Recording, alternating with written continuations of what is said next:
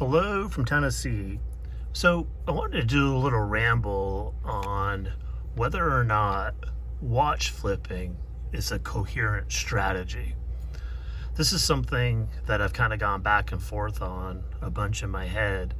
And the reality of my personal watch collection journey is I flip a lot of watches. And oftentimes, especially at the beginning, I would say, not so much now, but at the beginning for sure, it was, I would dare say there was not much of a strategy to it.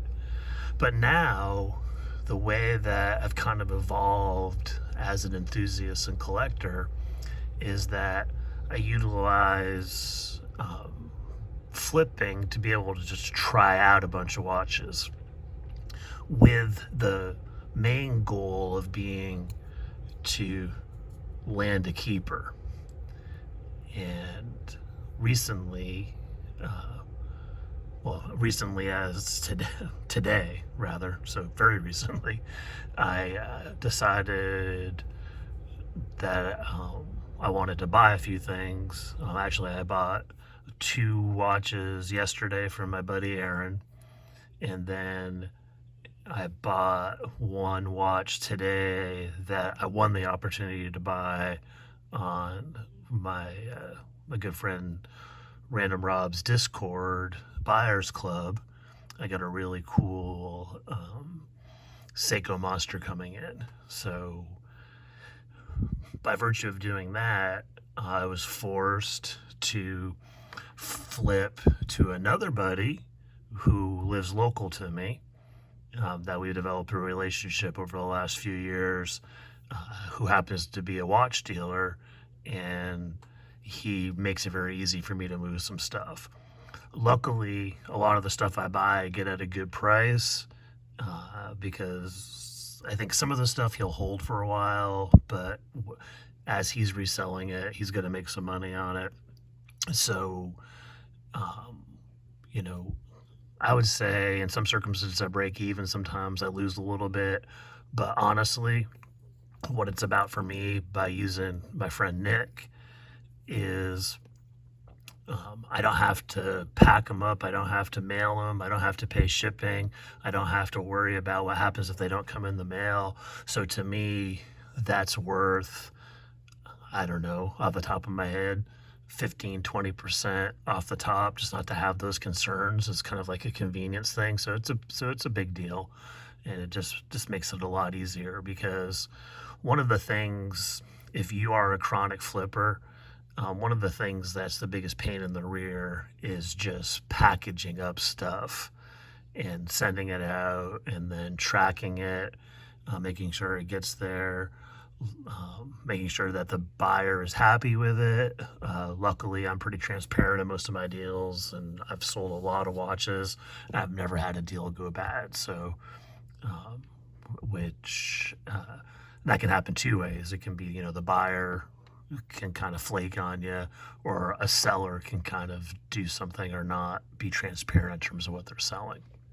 So again,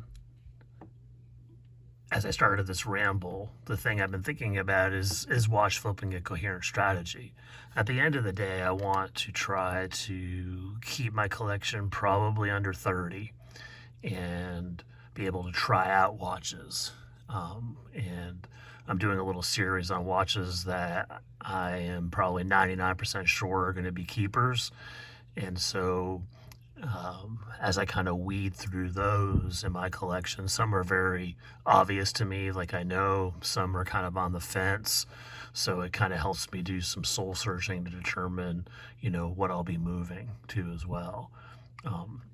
The 3 I just moved, for instance, one was a Raven Endeavor that I've had a long time, and I kind of grew tired of it.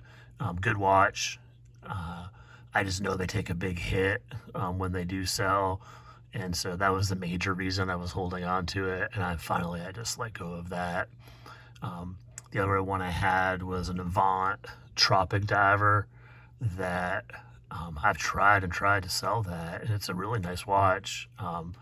There was no interest in in the main group I'm in. So my buddy Nick took that off my hands, and then kind of on a whim, I bought this really ugly Orient um, that I just wanted to check out. I got a decent price on it, and decided that that needed to go too because I'm just not going to wear it. So it was still fun to check. It was still fun to check out, and I didn't pay much for it, so wasn't a huge deal to let that go.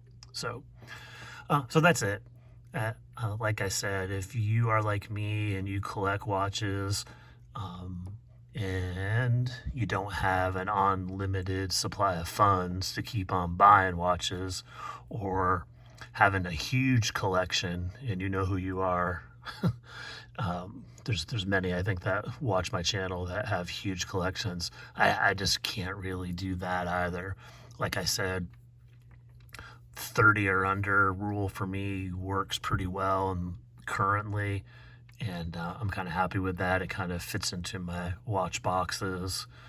You know, I've got multiple watch boxes and then like an overflow drawer. So is my system. So, but that's it. As always, stay positive, make friends, enjoy the journey, and get to flipping. Take care.